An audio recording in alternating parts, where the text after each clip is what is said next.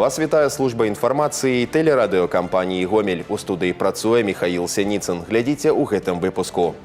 Унесці ўклад у агульную справу. Заробленыя падчас суботніка сродкі будуць накіраваныя на аднаўленне і рэканструкцыю гісторыка-культурных аб'ектаў. Без адрыву ад вытворчасці медыкі праводзяць комплексную дыспансерызацыю на прадпрыемствах. Срэбны валан. У Гомелі праходзяць рэспубліканскія спаборніцтвы па бадмінтоне. А зараз аб гэтым і іншым больш падрабязна. Працягваецца візіт дэлегацыі Гомельскай вобласці ва Узбекістан. Старшыня аблвыканкама Іван Крупко сустрэўся з хакімам Ферганскай вобласці Хайруло Базаровым. Галоўная тэма – пашырэнне супрацоўніцтва па некалькіх напрамках. Сельская гаспадарка, машынабудаванне, дрэваапрацоўка. У прыватнасці Гомельшчына можа прапанаваць камбайны, абсталяванне для захоўвання і ахаладжэння малака, прадукты харчавання. Кіраўнікі рэгіёнаў разгледзелі пытанні экспарту і імпарту з улікам ільгот, якія ёсць у Беларусі і Узбекістане. Гаварылі таксама аб магчымасці стварэння сумесных вытворчасцей у рамках супрацоўніцтва свабодных эканамічных зон.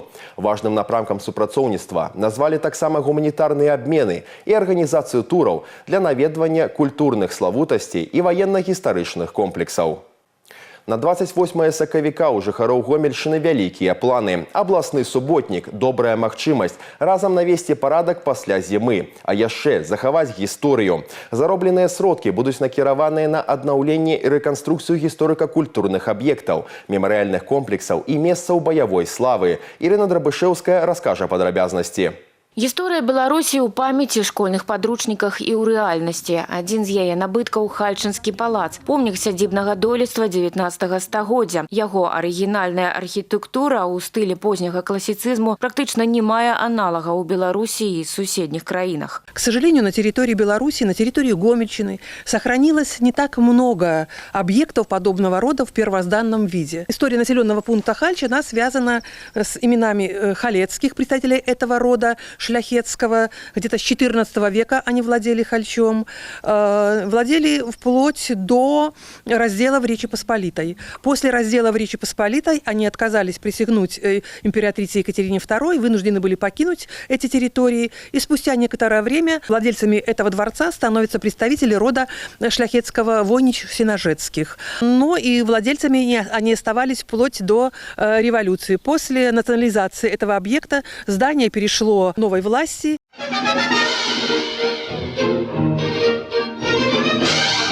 Калісьці ў памешчыцкай сядзібе праходзілі балі, у двары быў фруктовы сад і фонтан. Унутры палаца знаходзілася каштоўная старадаўняя мэбля, бібліятэка, калекцыя дываноў, срэбра, фарфору і шмат жывапісных работ вядомых мастакоў. Цяпер рэшткі былой раскошы ахоўваюць мясцовы вартаўнік Пётр Шпакаў, яго памочнік лабрадор Лакі. Охраняем здание, территорию.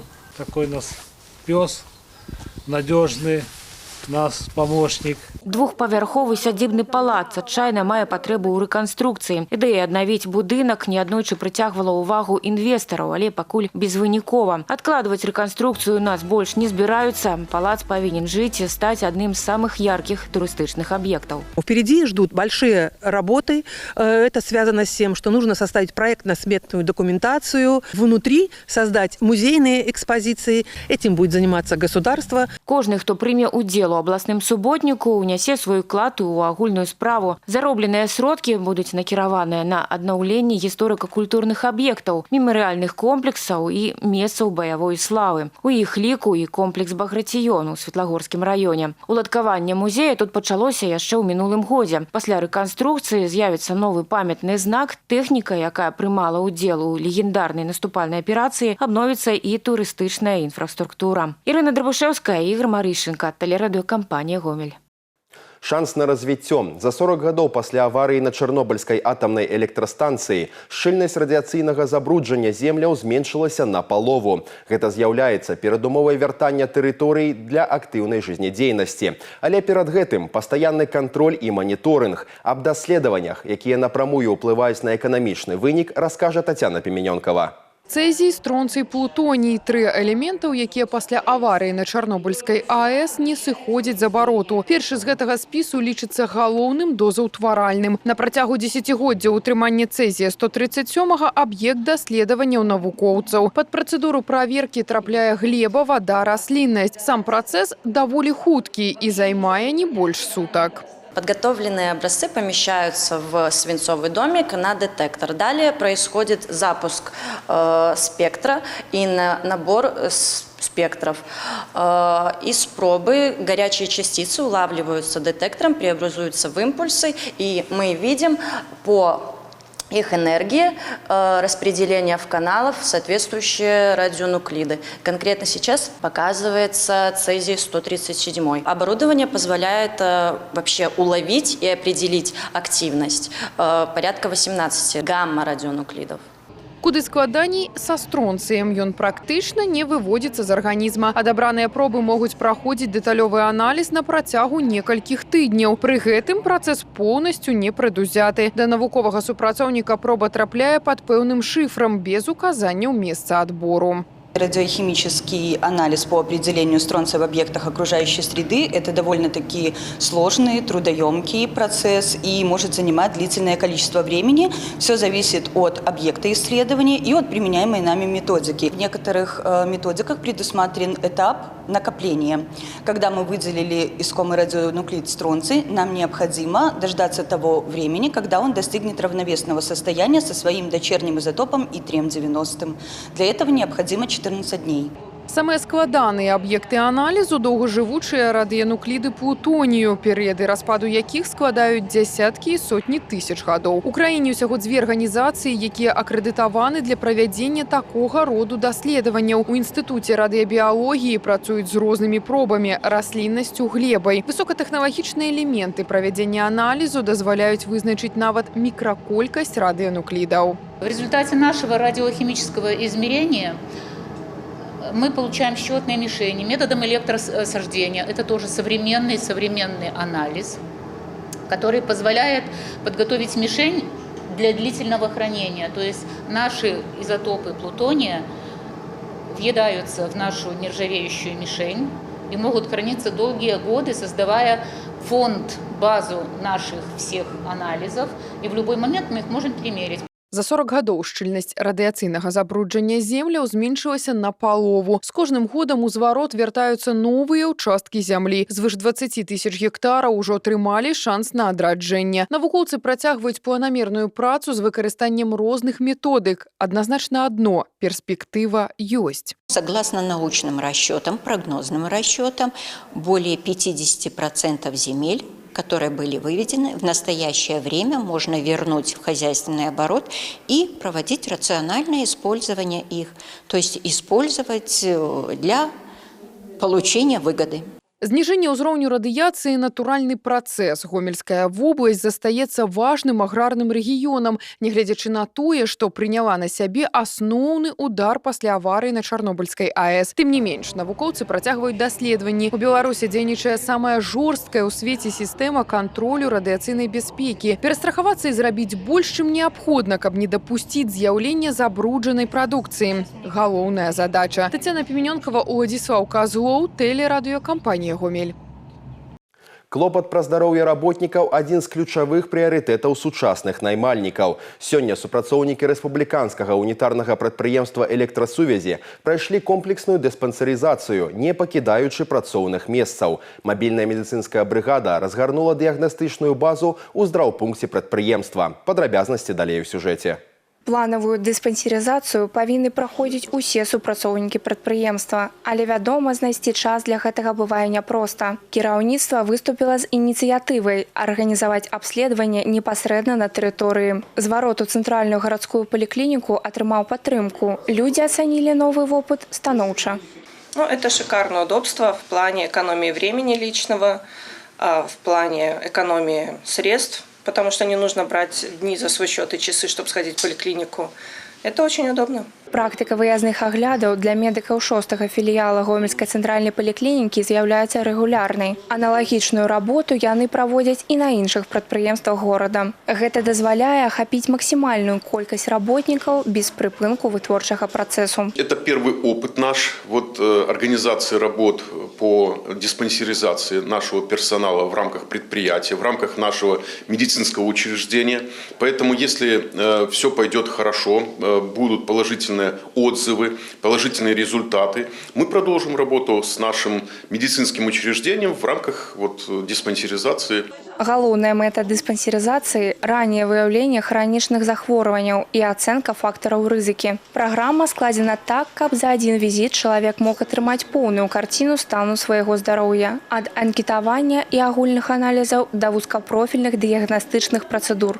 Осмотр врача-оториноларинголога, осмотр врача-акушер-гинеколога с забором биологического материала из шейки матки для определения предопухолевых и опухолевых заболеваний. Это ВПЧ-тест и ПАП-тест. Также при необходимости пациентам можно провести УЗИ молочных желез и при необходимости УЗИ щитовидной железы. Па выніках дыягностыкі медыкі даюць рэкамендацыі па ўмацаванні здароўя. Пры выяўленні адхіленняў накіроўваюць на даабследаванне. Рэгулярная дыспансерызацыя застаецца самым простым і надзейным крокам да актыўнага даўгалецця.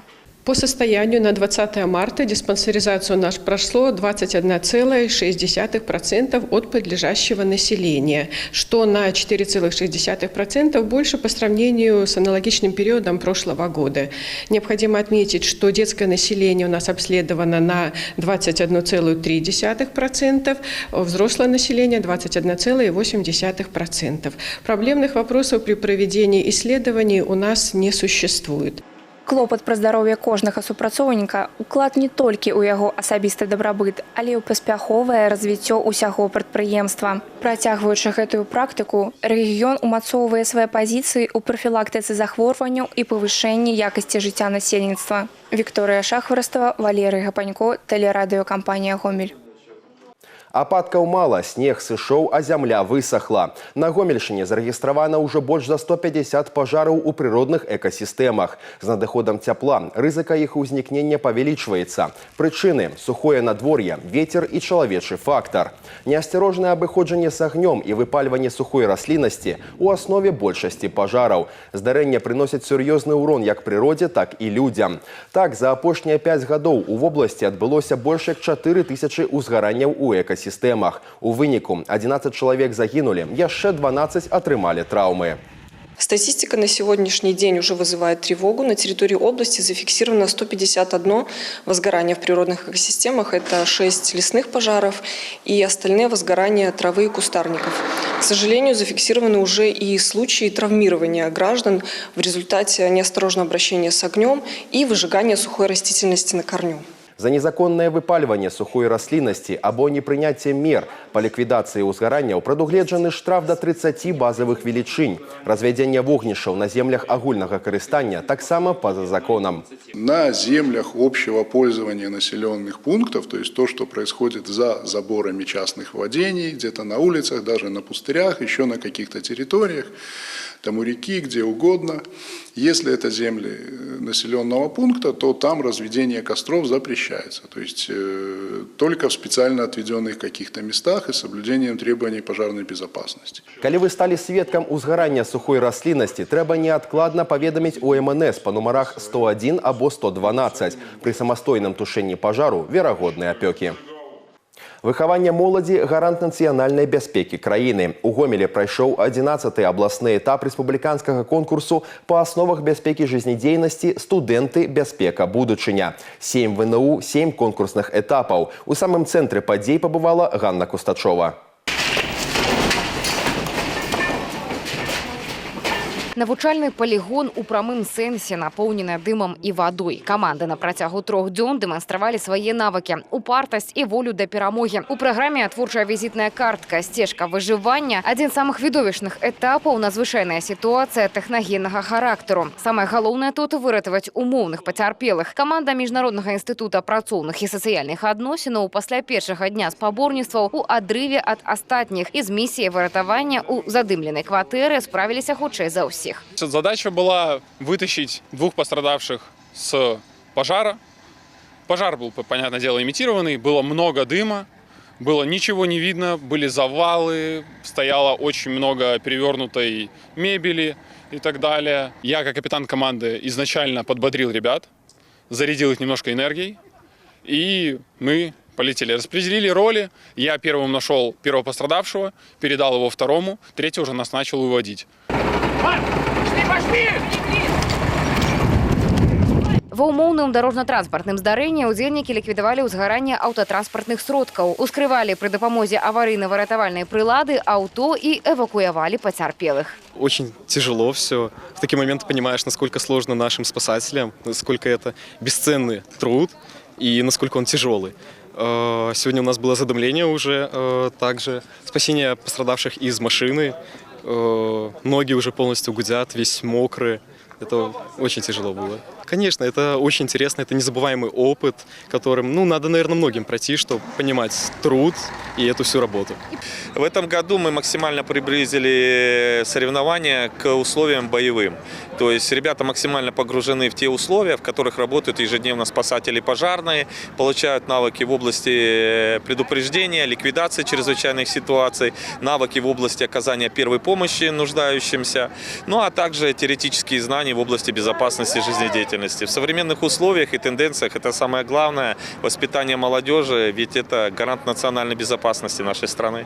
Каманда Міжнароднага інстытута працоўных і сацыяльных адносінаў стала лепшай. Пераможцы спаборніцтваў прымуць удзел у рэспубліканскім этапе ў канцы мая. Ганна Кустачова, Владислав Козлоў, тэлерадыёкампанія «Гомель». У Гомелі на базе тэхнічнага універсітэта імя Сухога праходзіць 3-й міжнародны маладзёжны навукова-культурны форум. Яго удзельнікамі сталі каля 500 студэнтаў і навукоўцаў з 18 краін свету. Ініцыятар праекта – Савет маладых навукоўцаў універсітэта. Галоўная мэта – даць магчымасць маладым даследчыкам не толькі прадставіць свае навуковыя распрацоўкі, але і пазнаёміцца з традыцыямі і культурай розных краін. Форум направлен именно на то, чтобы молодежь друг друга узнала побольше. А раз молодежь узнает друг друга побольше, значит и страны сблизятся все плотнее друг с другом и найдут общие вопросы для взаимодействия. Мы растем количеством стран, количеством культур. Здесь же сегодня не только политех, здесь сегодня и другие вузы, у которых обучаются иностранные студенты. Асаблівую цікавасць да форуму праявілі ўдзельнікі з Йеменскай рэспублікі. Больш за 100 студэнтаў і даследчыкаў. Прадстаўнікі пасольства гэтай краіны ў Расійскай Федэрацыі прыбылі, каб падкрэсліць важнасць умацавання навуковых і культурных сувязяў. Мы хотели участвовать и поддерживать наших студентов, которые учатся в Беларуси в основном, и особенно тоже в Гомеле.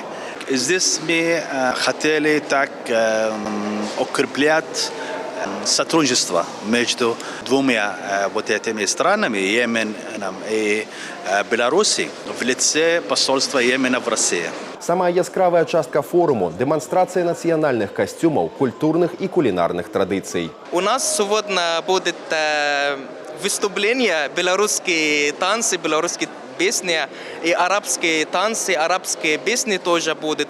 У нас еще будет дегустация. Сегодня белорусов будут попробовать, как у нас выглядит арабских еды. Будет интересно для белорусов, потому что такие еды белорусов может первый раз увидеть. На 27 сакавіка запланавана навукова-тэхнічная канферэнцыя, дзе маладыя навукоўцы прадставяць даклады, дыяпазон тэм шырокі, ад гісторыі да тэхналагічных распрацовак. Гомель прымае рэспубліканскія спаборніцтвы па бадмінтоне «Срэбны валан». У абласным клубе па гульнявых відах спорту шумна і па-спартыўнаму азартна. Турнір сабраў рэкордную колькасць удзельнікаў, каля 100 юных спартсменаў з усіх рэгіёнаў краіны. Узрост ад 10 до 15 гадоў. Это мои вторые в жизни соревнования. На первых я заняла 3-е место. На этих не знаю, какое займу. Очень страшно, волнуюсь, но я верю в себя. Кожны ўдзельнік атрымаў падарунак ад прэзідэнцкага спартыўнага клуба. Арганізатары пастараліся стварыць для дзяцей сапраўднае свята падчас цырымоніі адкрыцця і камфортныя ўмовы на кортах. Спаборніцтвы пройдуць у мужчынскіх і жаночых адзіночных разрадах, а таксама ў змешаных парных па розных узроставых катэгорыях. В целом хотели бы подчеркнуть, что бадминтон – Это вид спорта, который не требует больших затрат, который можно играть как в закрытых залах, так и на улице. Он хорошо физически развивает детей.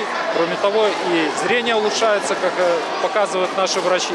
Соответственно, вид спорта практически для всех. Без таланта высоких спортивных результатов достичь нельзя. Вид спорта бадминтон очень доступный, очень популярный. Я еще не встретил человека, который бы сказал, что я не играл в бадминтон. Сегодня федерация работает над тем, чтобы в каждой общеобразовательной школе появилась возможность каждому ребенку взять ракетку и поиграть через сетку. Это уже будет бадминтон. Спаборніцтвы працягнуцца до 28 сакавіка. Гэтыя і іншыя навіны вы можете знайсці ў нашым тэлеграм-канале, а таксама на сайце ў інтэрнэце па адрасе tvr.gomel.by. На гэтым выпуск завершаны. У студыі для вас працаваў Михаил Синицын. Усяго добрага і да сустрэчы ў эфіры.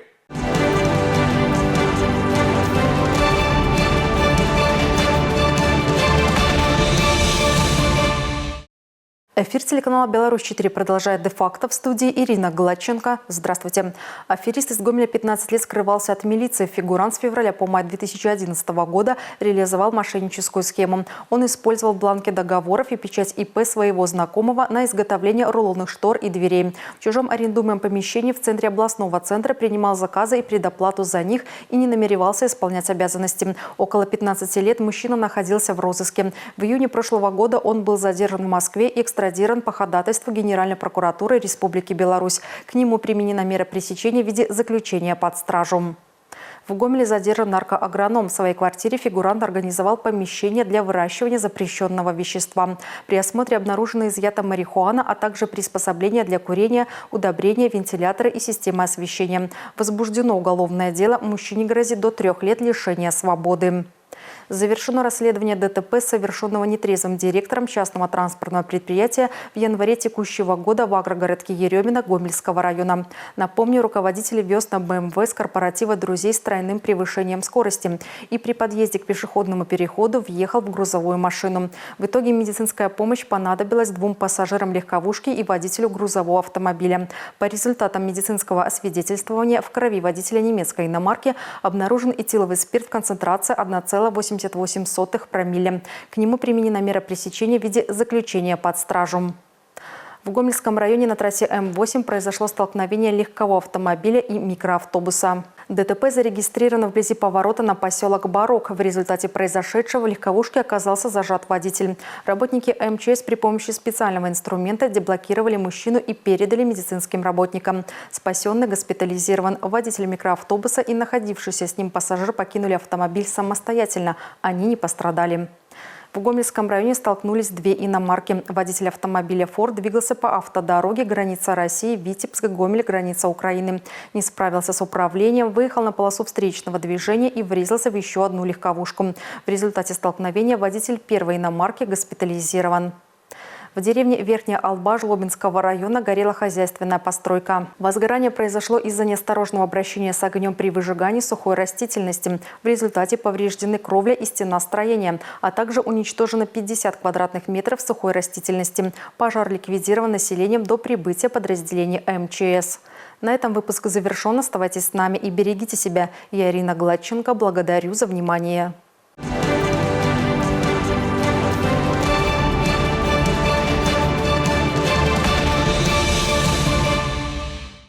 Гомельская «Энергия» вышла в полуфинал чемпионата Беларуси по волейболу. В решающем матче серии игр с Западным Бугом подопечные Романа Аплевича одержали победу со счетом 3-1. Наибольшее число очков команде принесли Павел Галота, Денис Иваницкий и Кирилл Фиалковский. Полуфинальная серия игр с «Шахтером» стартует 28 марта в Солигорске и продлится до 3 побед одной из команд. Начало первого матча в 17:00. Сборная Беларуси по пляжному футболу проведет очередной спарринг нового сезона. В Маскате подопечные испанского специалиста Николаса Альварадо дважды встретятся со сборной Омана. В этом году белорусы уже провели 2 товарищеских поединка в Минске с российской сборной. В первом матче хозяева проиграли с крупным счетом 2-6, а затем уступили с минимальной разницей 3-4. Арина Соболенко стала полуфиналисткой турнира в американском Майами. Лидер мирового рейтинга накануне победила американскую теннисистку Хейли Баптист, у которой 45-я позиция в мировом рейтинге 6-4-6-4. Встреча продолжалась 1 час 20 минут. Следующая соперница белорусской будет вторая ракетка мира Елена Рыбакина из Казахстана. Молодежные сборные из Беларуси и России возвращаются на официальные международные гандбольные турниры. Решение Международной федерации этого вида спорта распространяется на все юношеские возрастные категории до 21 года включительно. Кроме того, белорусским и российским юношеским командам разрешается организовывать и участвовать в товарищеских матчах и турнирах. Следующее заседание Совета Федерации состоится 6 мая 2026 года. На нем будут обсуждаться дальнейшие шаги, связанные с более широкой реинтеграцией белорусских и российских национальных команд в международные гандбольные соревнования. Белорусские спортсмены завоевали 3 медали международного турнира «Кубок основоположников самбо» в Москве. В активе нашей команды 1 серебряная и 2 бронзовые медали. Второй в весе до 54 килограммов у женщин стала Екатерина Кулиш. Третьи места в своих категориях заняли Анастасия Семенова и Владислав Норка.